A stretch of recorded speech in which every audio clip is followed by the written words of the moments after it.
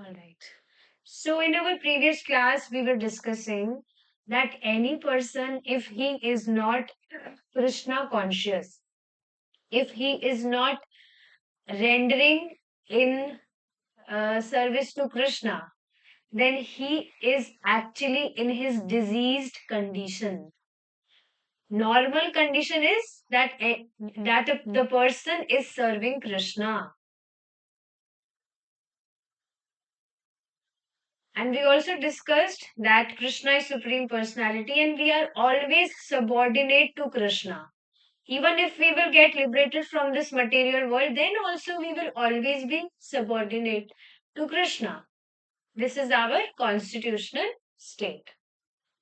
Moving forward now. Shukdev Goswami and Maharaj Parikshit discussed this subject, and Parikshit Maharaj was anxious to know how the conditioned souls could be saved from their hellish lives. Because you will see people, they are not serving Krishna, so they are assuming that we are in our normal state. But that is not the normal state. That is diseased state. And one more term Prabhupada used here, that he is actually leading a sinful life if he is not serving Krishna. And any person who is committing sins, then he will definitely uh, go in hellish planets. So yes, Parikshit Maharaj was anxious that how these conditioned souls, they are so poor, they are not serving Krishna, then how they could be saved from the hellish lives. It is the natural desire of a Vaishnava to save suffering humanity. Generally, others do not care whether people suffer or not. But a Vaishnava, a devotee of the Lord, is always thinking of how to alleviate the fallen condition of the people. So, see, if you have natural tendency, if you are desiring that any person, if you are seeing any person and you want to follow Jare Dekho Tare Kaho Krishna Upadesh, then you should understand that you are actually progressing in your spiritual life. And this is a great mercy of Krishna on you, that you are desiring in your heart to connect people with Krishna. Because if they are not serving Krishna, if they are not understanding their relationship with Krishna, they are actually suffering. Their life is really a disaster if they are not serving Krishna. So, this is the quality of a Vaishnava, that he always feel bad about the people, the fallen conditioned people, uh, by seeing the fallen condition of the people, that they are not serving Krishna. Christians believe that through his crucifixion, crucifixion, Lord Jesus Christ assimilated all the sinful activities of the world's people. A devotee of the Lord is always thinking of how to assimilate the sufferings of others.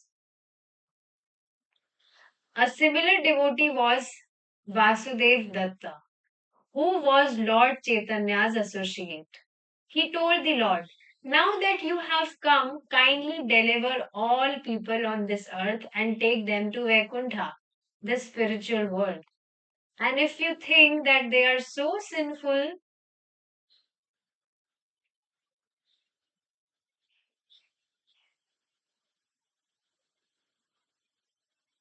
and if you think that they are so sinful that they cannot be delivered, please transfer all their sins unto me. I shall suffer for them. This is a Vaishnava's mercy. However, it is not that Jesus Christ or Vasudatta should make a contract for our sins and that we should go on committing them. For this is a most heinous proposal. And there is one more devotee. Uh, he's incarnation of Lord Balram only, manifestation, expansion. Shri Ramanujacharya. Shri Ramanujacharya ji. So you will see that he also received mantra from his Guru Maharaj, and his Guru Maharaj told him not to tell that mantra to anyone because this mantra is confidential. Why confidential? Why Guhyam? Because anyone who will chant this mantra, he'll go back to Godhead. So he was very happy. He was very, very happy that wow, I got this mantra and I can really help other people that they can, uh, go back to Godhead. His Guru Maharaj warned him that if you will, you don't have to give this mantra to anyone, you don't have to reveal it to anyone. If you will not follow my instructions, then you will have to go to the hellish planets. But he was not caring about this. In his mind, he was thinking that like, if I will give this mantra to other people, and by this, if I will send to the hellish planets, then it's okay. At least other people, so many people will be saved and they will go back to Godhead for always. So I'm ready to go to the hellish planets, even if uh, just because of me, if I give this mantra, if they can go back to Godhead. So he just went and he just announced that, oh, I have this magical mantra, and if I will give you this mantra, you will get liberated from this material world, all the material sufferings, and you'll go back to Godhead for always. Later, when his Guru Maharaj come to know about this thing, he was very furious that I told you not to give this mantra to other people, then also you give. So he told everything, he explained everything that why he gave that mantra. Then later his Guru Maharaj was, his heart was filled.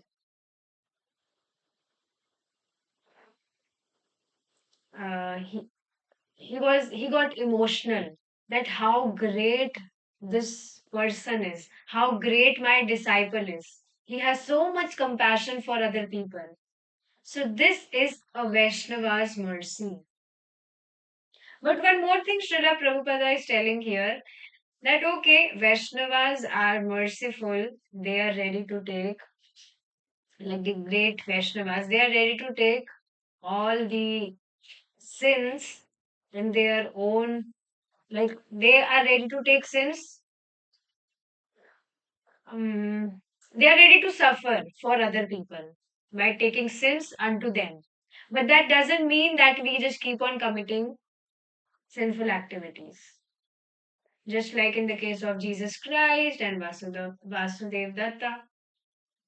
A Vaishnava or devotee may suffer for all humanity, but the human race or a particular devotee's disciple should not take advantage of this facility and continue to commit sins. And this is practical. You know, these days people think that if we will take initiation from Guru Maharaj, then we will, like, Guru Maharaj will take account of our sinful activities. So after initiation, most of the people, they just think that now we are free. Now we are free to commit sins because now, like, my Guru Maharaj has taken the account of my sinful activities, so I'm free. But this is not the standard. In fact, one should be very, very careful that my Guru Maharaj has taken the account of my actions. So I should be very, very careful that I would not commit any sin, any sinful activity. So one should understand that Guru Maharaj is not a dustbin. All right. So many times devotees ask me that when are you taking initiation? Like, when are you planning to take your initiation? And I'm like, I'm not ready yet. I have to progress so much. Like, I don't feel myself competent right now, at least, to take initiation. So, yes, one should be like, he should be prepared before taking initiation. One should rather realize that since Lord Jesus Christ or Vasudev Datta suffered for him, he should stop committing sins. Factually, everyone is responsible for his own sinful activities. Therefore, Shukdev Goswami recommends Tasmat Kurevsu Eh Papa Nishkritau. In order to free oneself from all these sinful reactions, sinful from all the reactions of sinful activities, as long as one is embodied, he should atone. Atone means all the sacrifices and stuff. Paschatap. यतेता मृत्योर अविपत्यात्मना दोषस्य दृष्ट्वा गुरुलाघवम यथाभिषक चिकित्सेता रुजम निदानावित. According to one's sinful activities, he should accept a program of atonement. As mentioned before, yes, we discussed this before also. There are different atonements for different sinful activities. In any case, before death, one should perform atonement so that he does not carry sinful activities into his next life and have to suffer them. If some atonement for our sinful activities is not performed, nature will not excuse us. We will have to suffer the effects of our sins in the next life. So, see, everything is connected. Suppose if any person, if he is poor, means he his financial condition is not good, then he definitely would not have given any charity in his past life. Or if any person, if he is starving of hunger, he has like scarcity of food, he's not getting enough food for satisfying his hunger, then definitely he might have snatched someone plate, food plate in his past life. Or he might not have given some food for charity. Some person might have came to him so that for asking for food. So he might not have given him the charity for food. Even though he might have enough food, but then also he didn't give it for charity. So these are the sinful reactions which person has to suffer in his next life. Suppose if any person he is um he's not healthy, he often used to get sick, then it is because of his past sinful reaction. This is the result of his past life. His Holiness Radha Govind Maharaj, when he was discussing story of Ajamil, so there also this topic came. Parikshit Maharaj what was uh, anxious there. He was asking the same questions actually there, same questions. So Maharaj was explaining the atonements, different atonements. That if any person he has drunk, he has consumed intoxication, alcohol and stuff, then atonement of that deed is that he should drink hot clarified butter, like boiling hot clarified butter, and he should leave his body.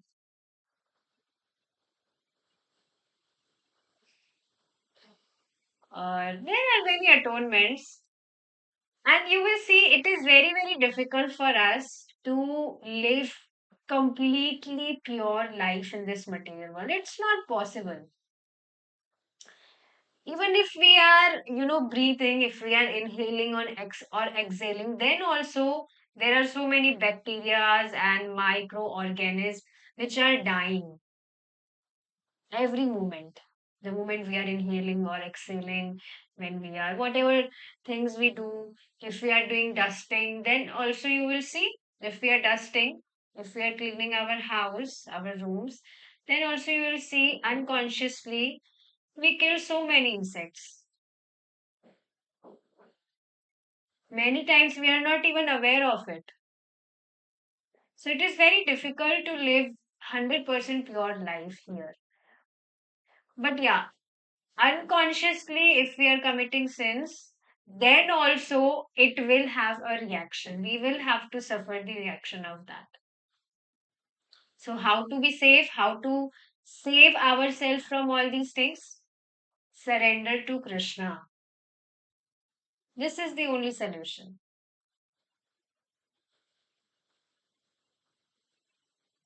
Very amazing thing.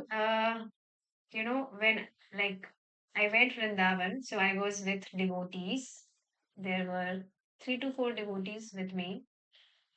So we stopped at railway station and we were about to sit somewhere under the tree. There was a tree and there were so many ants beside that tree. So that devotee was very conscious. He said that be aware. There are so many ants. You should not sit on these ants. So he was very conscious, and I really liked it. So see how devotees they become more and more conscious, and they are even aware that that ant is also a living being. That is also fragmental part of Krishna. Those ants are also fragmental part of Krishna. So this awareness comes gradually, naturally. It becomes natural as you serve Krishna.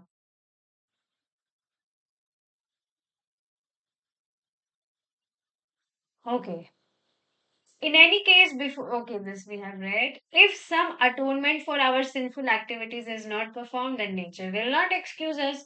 We will have to suffer the effects of our sins in the next life. Such bondage to one's material activities is called karma bandhana. So, see, let's understand what does karma bandhana means. Karma bandhana means karma bandhan you might have heard anything like whatever things we are doing, if we are not doing it in relation to Krishna, then it will become the bondage of uh, those material activities. See, whatever we are doing, if we are not doing it for Krishna, then it is a material deed. That is a material activity. But the moment we are doing any ordinary thing for Krishna, then that activity immediately becomes spiritual. So even though we are living in this material world, we are existing right now in this material world. But the moment we do anything, any activity for Krishna, it becomes spiritual. It is no more material. This is very amazing. So one should try to, that's why, right now we are just dovetailing our activities towards Krishna. That is also good, but you will see gradually as we will progress in our Krishna consciousness journey, we will only want to do all those things which is pleasing to Krishna. Right now, we just dovetail activities. Suppose if any person is a drummer, he loves to, you know, uh, whatever things he love to do. So he is dovetailing his drumming thing towards Krishna. So right now we are dovetailing our interests towards Krishna, right? If we love whatever, if we love kachoris, suppose, so we are just cooking it and we serve it to Krishna, we offer it to Krishna. So right now we are dovetailing our interests to Krishna, but gradually as we progress in our spiritual life, we will only want to do those things which is pleasing to Krishna. Are you understanding this thing? Means we will cut all the unnecessary things. Suppose if you are loving kachoris right now, so it is too much time taking, is it not? To make kachoris or whatever food item, it takes lots of efforts to make all those things, lots of energy and time and whatever things. But later, as you will progress in your spiritual life, you will love to have some simple food so that we may just, we can survive in this material body. We can do our devotional services nicely. So we will be wanting to have simple food items, just simple. Just like you will see our Purv Acharyas, they were consuming very little food. They were just drinking two bowls of buttermilk. That's it. Or one feast, one handful of grains so that they may survive in their material body, whatever bodies they have. And they may do more and more services to Krishna, more and more chanting. So, yes, this was one point which was important. Now we will be discussing this shloka.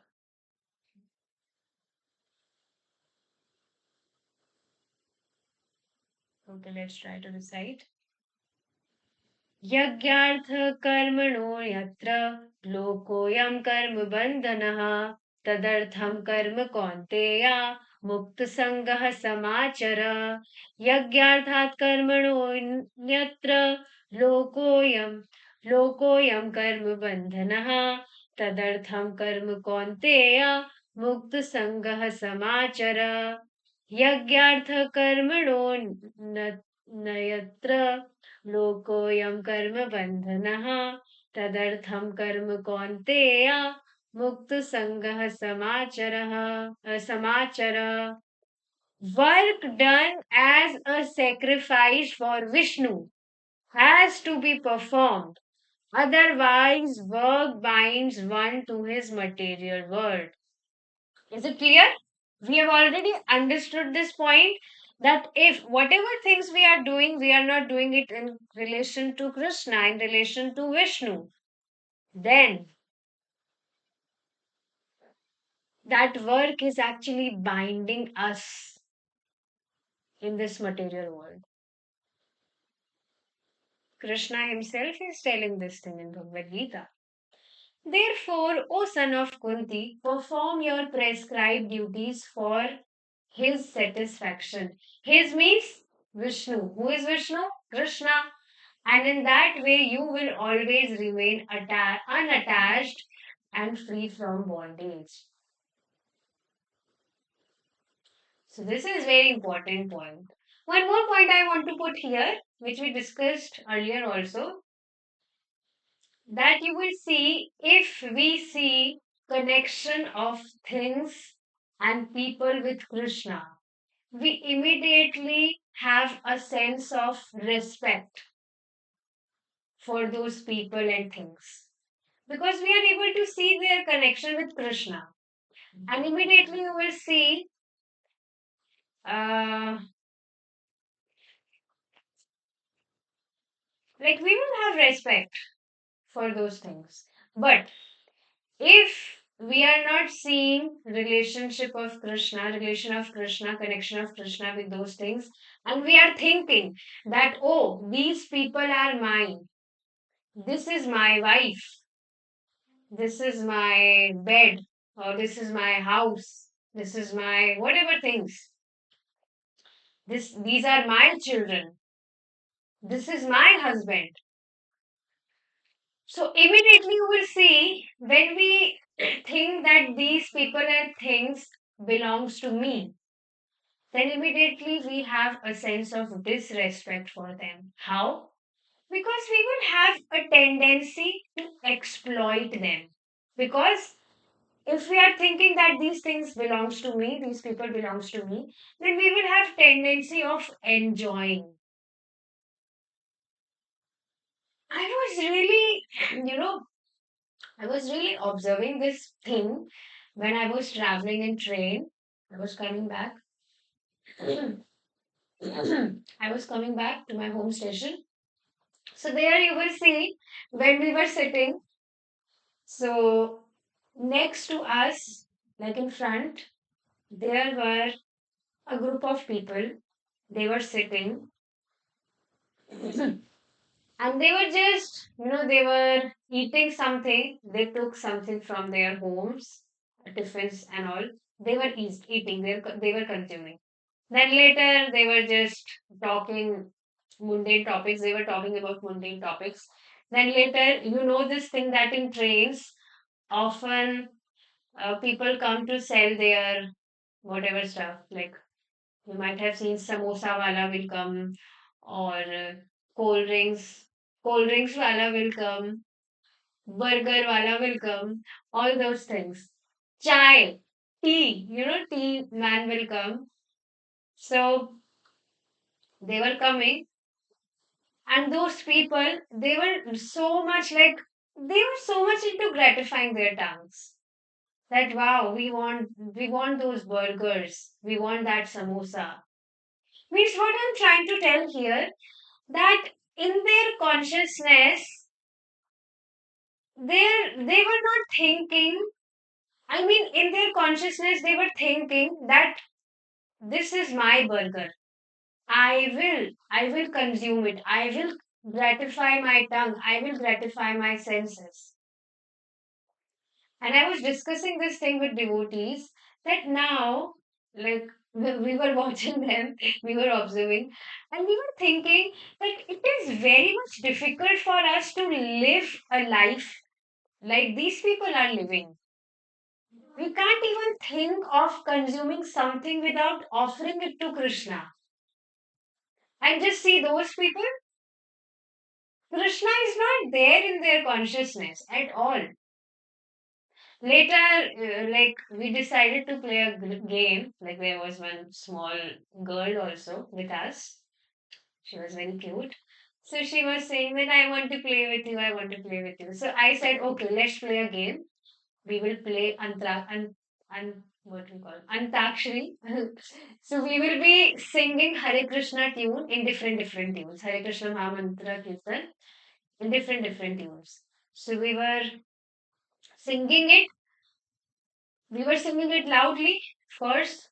So those people, they were like, "What is this? Why are these people like these people are backward? What are they singing?" So it was a trouble for them. So are you seeing this?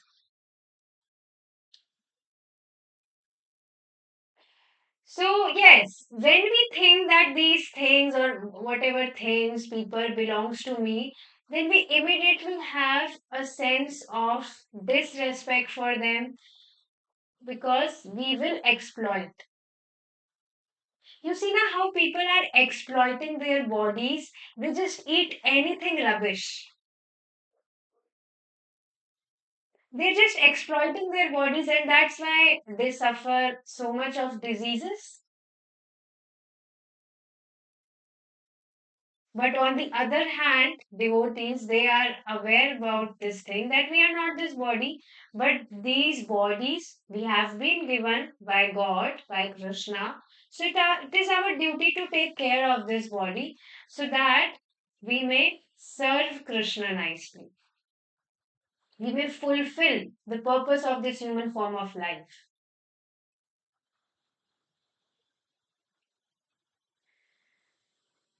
So this is very amazing thing that you can have everything of this world, But then also you will be unattached, you will remain unattached from those things because you are seeing the connection, the relation of Krishna with those things. And that will free you from the bondage of this material world. How easy Krishna consciousness is. So this shloka is from Bhagavad Gita 3.9. One may kill an animal to enjoy eating it, but he will be bound by such an action. Thus, in one's next life, he will become a cow or a goat, and the cow or goat will become a man and eat him.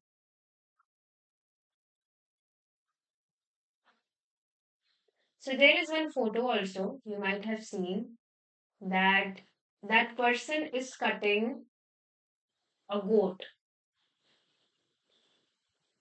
So in his next life, like that person, he has head of a goat, and that goat, he has a head of that person.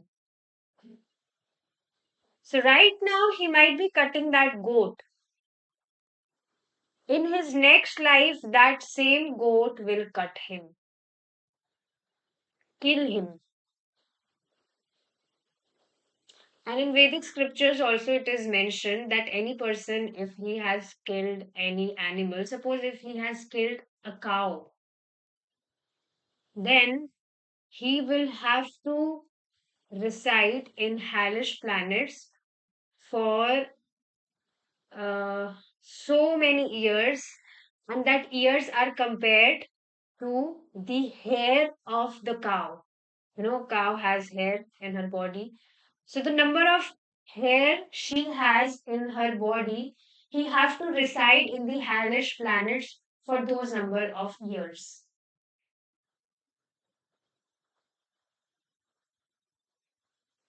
And one should understand this thing that in hellish planets, people have such kind of bodies that if they will be given little pain, then they will suffer so much.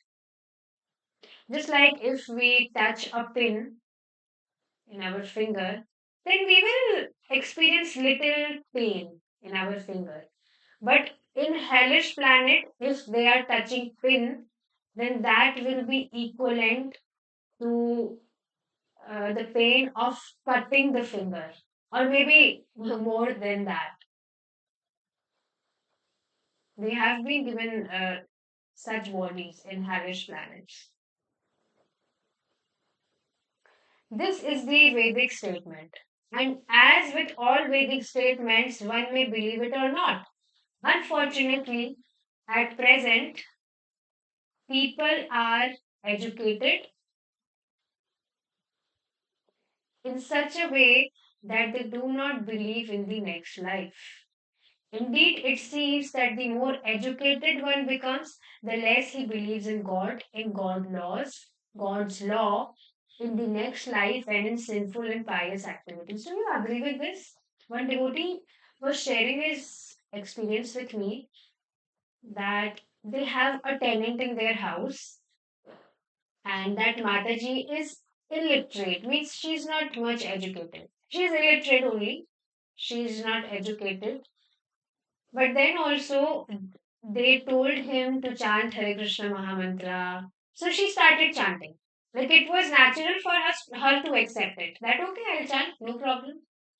She has also started observing Ekadashi fast, and you won't believe they were telling that she is so much sincere that she wakes up every day in morning and she chant her rounds in morning itself. But on the other hand, you will see any person who is so called educated, he will say, oh, what is this rubbish thing? I don't have time for all these things, chanting Hare Krishna and all. I have my business, I have my studies, I have to see my family, I have to maintain my luxurious life. If I will give time for all these spiritual activities, then how will I be able to maintain my luxurious life? Or they say that this spirituality is not my thing. I don't understand the concept of these spiritual things. People say like this. Even you won't believe that people, I know those people who are following raw diet, they are surviving only on fruits. They are not consuming anything cooked food. They are just consuming raw food. And they just say that we don't have to do anything with spirituality. We are not interested. They are so much attached with their mode of goodness. That is also not good. That is not good. This modern education is simply preparing men to become animals. Yes, we discussed this thing yesterday also in afternoon class that modern education is simply training people to become donkeys. And Krishna himself tells this. Naradhama, Mudha, Krishna is scolding actually, scolding those people who do not surrender unto Krishna. You imagine any person, you just imagine in your mind, he's so well educated and whatever things, he's on high post, and he on his head, you just put head of donkey. Isn't this hilarious? And he is actually like that only. Because he is not understanding the purpose of human form of life. And he is working hard like donkey. Just like donkey, he is working so hard and he's not aware of this thing. That why am I working so hard?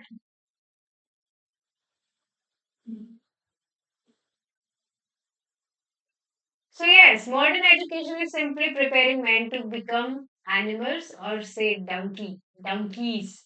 If there is no education to teach a human being what he is and whether or not he is this body, he remains no better than an ass. Ass means donkey.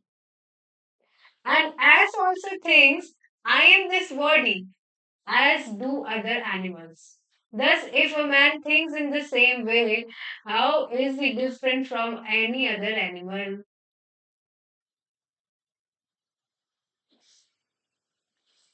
In fact, we were also at this stage earlier, is it not? At least me.